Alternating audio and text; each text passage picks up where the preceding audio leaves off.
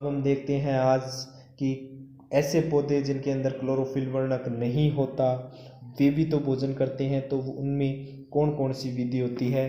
तो हमने कल इनके बारे में देखा था कि जिनके में क्लोरोफिल नहीं होता वो अन्य पादपों द्वारा निर्मित खाद्य संश्लेषण, यानी जिनके पास क्लोरोफिल था, जिन्होंने अपनी प्रकाश संश्लेषण की क्रिया द्वारा स्वयं भोजन बनाया, तो उनके द्वारा जो खाद्य है उसके ऊपर वो निर्भर रहते हैं। और उनके अंदर हमने देखा था कि 3 प्रकार की विधियाँ थी, परजीवी, मरजीवी और सहजीवी।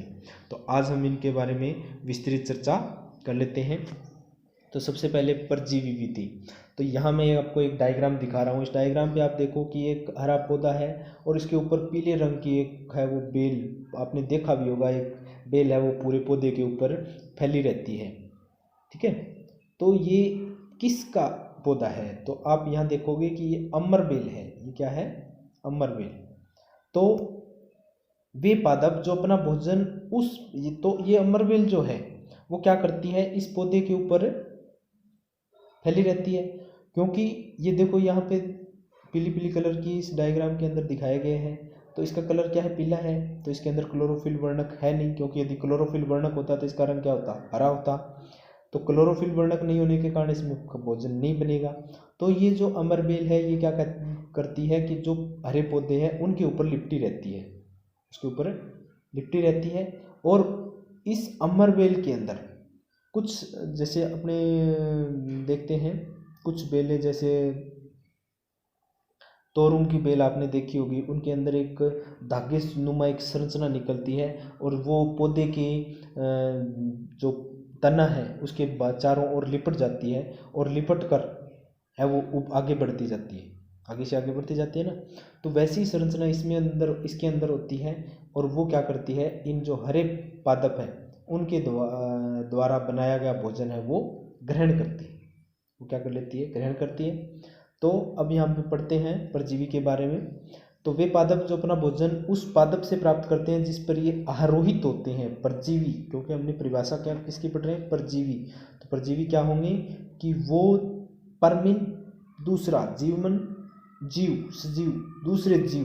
तो ये जिस पौधे के ऊपर आरोहित होते हैं, यानी जिस पौधे पर ये लिपटी रहती है, उस पौधे से ही अपना भोजन प्राप्त करती है। तो वे पादप जो अपना भोजन उस पादप से प्राप्त करते हैं जिस पर ये आहारित होती हैं। क्योंकि अमरबेल जैसे पादप में क्लोरोफिल नहीं होता, अतः इन्हें परजीवी कहते हैं। तो कई बार उदाहरण भी पूछा जाता है कि परजीवी का उदाहरण बताएं। तो उदाहरण क्या हो गया? अमर बेल। ठीक है, कई बार परिभाषा पूछी जाती है कि परजीवी किसे कहते हैं, तो अपने यहाँ सीधा ये कह सकते हैं कि वे पादप जो अपना भोजन स्वयं नहीं बना, जिस पौधे पर होते हैं उससे अपना भोजन ग्रहण करते हैं, परजीवी कहलाते हैं। जिस पर ये आहारित होते हैं वह पादप परपोषी कहलाता है। यहाँ देखो, पर का मतलब परजीवी, पर मीन्स दूसरे, जीव मतलब जीव, यानी दूसरे पादप से इन्होंने ग्रहण किया तो वो परजीवी कहलाए।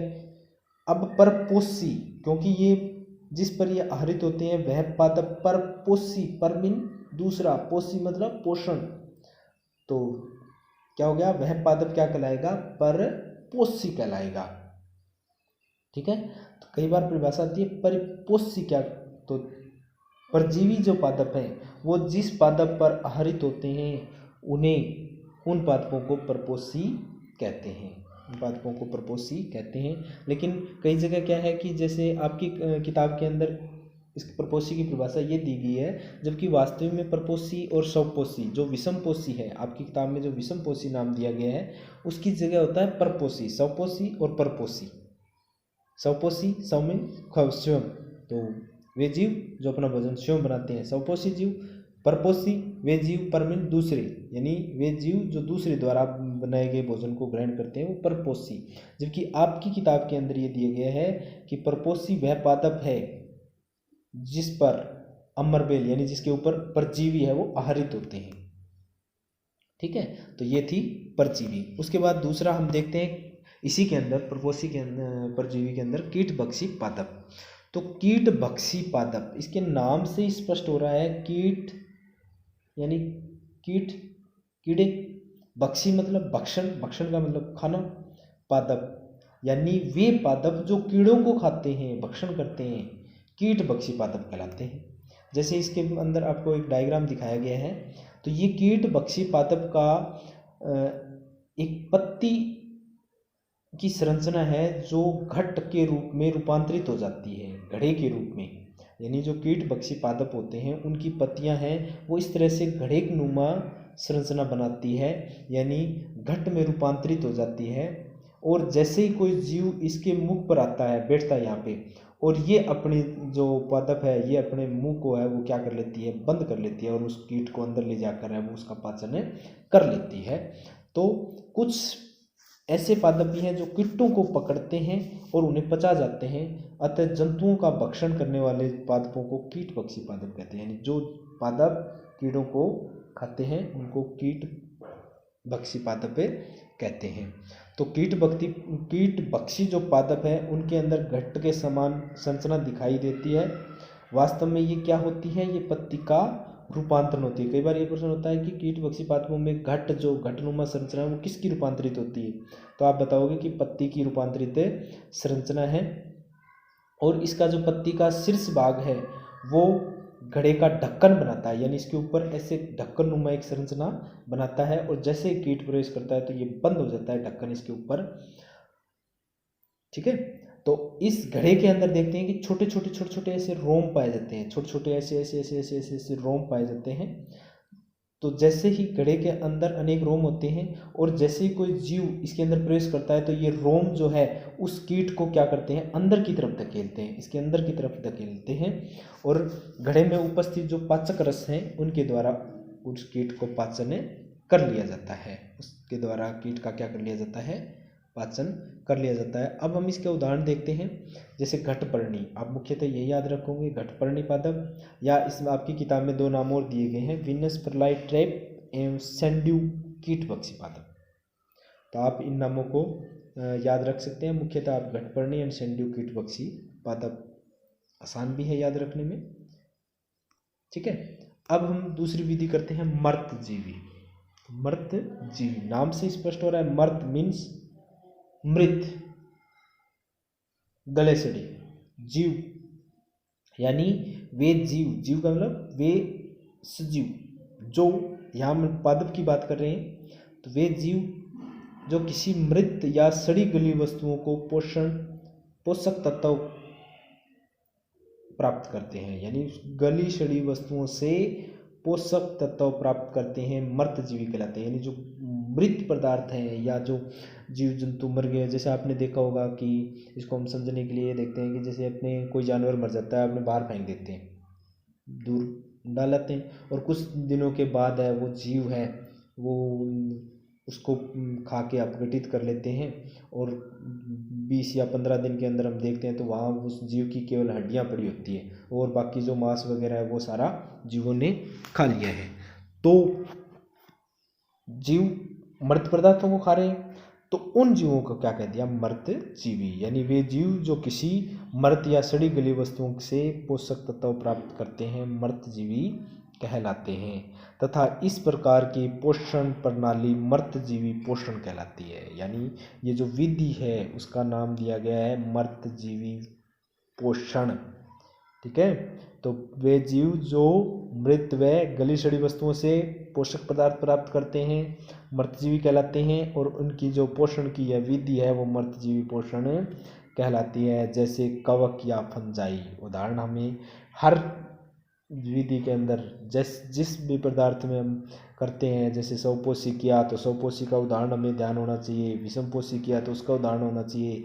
परजीवी के अंदर हमने उदाहरण देखा अमरबेल का, घटपर्णी के अंदर घटपर्णी का, सैंड्यू, इसके अलावा मर्तजीवी के अंदर हम देखते हैं कि कवक या फंजाई। जैसे आपने देखा होगा कि जैसे कुछ दिनों के लिए हम ब्रेड वगैरह रख देते हैं तो उसके ऊपर है वो ये फंगस हरे रंग के या जैसे काले काले रंग के, वो ऊपर एक परत सी बन जाती है, वो है कवक या फंजाई।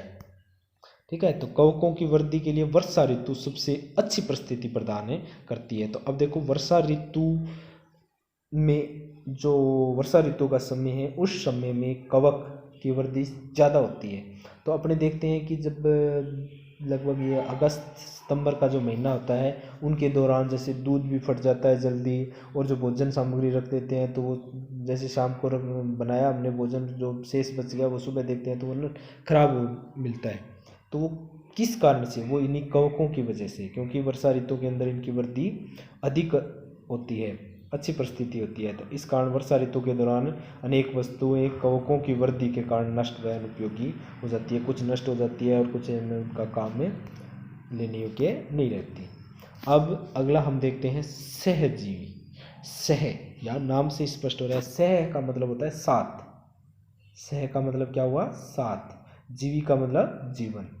यानी अब हम यहाँ देखते हैं इसकी परिभाषा कि कुछ जीव एक दूसरे के साथ रहते हैं और अपना आवास तथा पोषक, यानी आवास यानी रहने का स्थान और भोजन एक दूसरे के साथ बांटते हैं। इसे सहजीवी संबंध कहते हैं। इन संबंध को क्या नाम दिया गया है? सहजीवी संबंध कहते हैं। जैसे हम उदाहरण लेते हैं लाइकेन। लाइकेन एक सहजीवी संबंध है। उसके अंदर दो जीव है। कौन कौन से? एक शैवाल, एक कवक। इन दोनों का सहजीवन होता है, यानी ये दोनों शैवाल और कवक साथ साथ रहते हैं, तो उसे क्या नाम दिया है? लाइकेन नाम दिया गया है। अब जैसे कि हमने अभी पीछे पढ़ा था प्रकाश संश्लेषण में कि शैवाल के अंदर क्या होता है? क्लोरोफिल वर्णक होता है। तो क्लोरोफिल वर्णक होने के कारण ये शैवाल क्या होता है? स्वयं अपना भोजन बना लेता है प्रकाश संश्लेषण की क्रिया द्वारा, जबकि कवक में क्या है? क्लोरोफिल वर्णक नहीं होता। इसके कारण ये कवक है वो भोजन नहीं बना पाता। तो शैवालों को रहने के लिए आवास, जल एवं पोषक, जबकि शैवाल के अंदर जड़ें नहीं होती। आपने जैसे शैवाल का उदाहरण मैं बताऊं, जैसे आपने देखा होगा कि कई दिनों के अंदर जो पानी रुक जाता है तो उसके ऊपर एक हरे हरे रंग की एक परत सी बन जाती है, काई सी बन जाती है, बिल्कुल वो शैवाल है। तो उसमें अंदर आप उसको अलग करके देखना, क्या उसके अंदर जड़ है? तो उसमें पानी या खनिज लवण सोखने की क्षमता नहीं है। किसमें? शैवाल में। तो वो काम कौन कर रहा है? कवक करता है। जबकि शैवाल के अंदर क्या विशेषता है? कि इसमें क्लोरोफिल वर्णक है।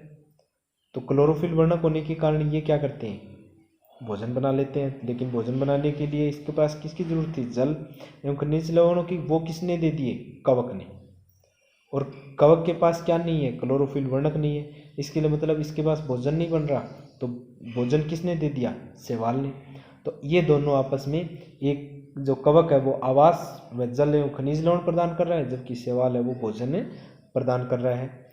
तो इस प्रकार दोनों है वो एक दूसरे के साथ सहजीवी संबंध में रहते हैं, जिसका नाम क्या दिया गया है? लाइकेन। इसका नाम क्या दिया गया है? लाइकेन। इसके अलावा हम एक उदाहरण और देखते हैं। जैसे हमने पिछली क्लास में भी एक राइजोबियम के बारे में पढ़ा था। राइजोबियम एक जीवाणु है, बैक्टीरिया है, जो वायुमंडलीय नाइट्रोजन, ये हम इसको ऐसे समझेंगे कि जो जैसे सबसे अधिक, जैसे 6th क्लास के अंदर हमने पढ़ा था कि वायुमंडल के अंदर है वो नाइट्रोजन है वो 78%, ऑक्सीजन है वो 21%। ठीक है, तो सबसे ज़्यादा नाइट्रोजन गैस है। लेकिन जो वो नाइट्रोजन गैस है वो अविलेय पदार्थ है, उसको पौधे ग्रहण नहीं कर सकते। जबकि पौधों की वृद्धि के लिए, जैसे हमने अगले पढ़ेंगे, वृद्धि के लिए है वो नाइट्रोजन सबसे महत्वपूर्ण तत्व है पौधों के लिए, और नाइट्रोजन सबसे ज़्यादा है, लेकिन उसको वो अविलेय रूप है, उसको सीधा पौधा ग्रहण नहीं कर सकता। तो जो वायुमंडलीय नाइट्रोजन को विलेय रूप में परिवर्तित करने का काम कौन करता है? राइजोबियम कर देता है। तो राइजोबियम क्या करता है? नाइट्रोजन को विलेय रूप में बदल देता है, जिसके कारण पौधे उस नाइट्रोजन को ग्रहण कर लेते हैं।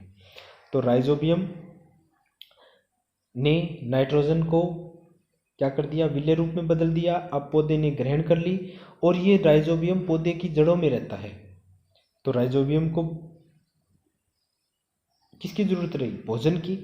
तो राइजोबियम क्या करता है? अपना भोजन नहीं बना सकता, तो ये चने, मटर, मूंग, सेम जो फलीदार पौधे हैं उनकी जड़ों में रहते हैं, और जो फलीदार पौधे हैं उनको ये नाइट्रोजन की आपूर्ति देते हैं, और बदले में राइजोबियम जीवाणु को आवास और खाद्य पदार्थ है वो, ये जो फलीदार पौधे हैं वो प्रदान करते हैं। और यह भी एक सहजीवी संबंध का एक उदाहरण है। ठीक है, तो मुख्य आप इसमें यही देखोगे लाइकेन। मुख्य आप क्या देखोगे? लाइकेन। तो कई बार प्रश्न आता है कि लाइकेन क्या है? तो लाइकेन शैवाल व कवक का सहजीवी संबंध है। ये किस तरह से होता है? तो इसमें हम बताएंगे कि शैवाल के अंदर क्लोरोफिल वर्णक होता है, जबकि कवक में क्लोरोफिल वर्णक नहीं होता। इस कारण कवक में भोजन निर्माण नहीं होता, जबकि शैवाल में भोजन निर्माण होता है। तो कवक जो है वो आवास व जल एवं खनिज लवण देता है, किसको? शैवाल को, और बदले में कवक को शैवाल है वो खाद्य पदार्थ देते हैं। और इस तरह से दोनों है वो साथ साथ रहकर अपना जीवन यापन करते हैं, और इसी को कहते हैं सहजीवी संबंध, जिसका नाम क्या है? लाइकेन। ठीक है, तो ये था अपना पहला अध्याय जो कंप्लीट हो चुका है। तो बच्चों, आपके पास पहले अध्याय के 3 वीडियो हैं, तीनों वीडियो को ध्यान से देखें, समझें। और हमने यहाँ पे परिभाषा के रूप में भी हमने लिखी हैं, तो स्लाइड हैं वो आप पीछे करके वापस दोबारा से देखकर है वो उनकी परिभाषा है वो लिख सकते हैं, और इनके जो अध्याय के प्रश्न उत्तर है वो भी अपनी कॉपी में नोट कर सकते हैं। ठीक है, धन्यवाद।